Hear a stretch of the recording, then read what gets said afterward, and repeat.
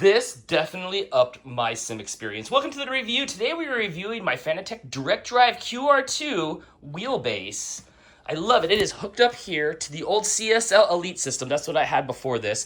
I had the hybrid belt-driven system before this, but the power supply I gave out, so I upgraded to the Fanatec Direct Drive. This is a 5 nanometer with the 8 nanometer add-on. I do have the QR2 attachment to my steering wheel. This is like the CSL Elite steering wheel with the CSL Elite pedals. On the back, you'll find familiar Fanatec plugs so you can stay inside the ecosystem, which was nice. So they have a 5 and an 8 Newton meter model. Obviously, that's the resistance of the feedback. This is the 5, but in order to make it an 8, there is an upgrade kit that you have that is just a power supply. So that's pretty much what's the difference between the 5 and the 8 is. It's a power supply just driving more power to the unit. I went straight to the 8 upgrade, and so I don't know the difference between the 5 and the 8, but oh my gosh, the response and the way you can feel the track is so much better than my...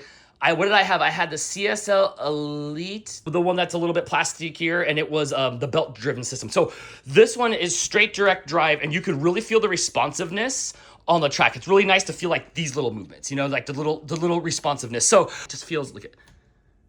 That's cool. I like that. I like that.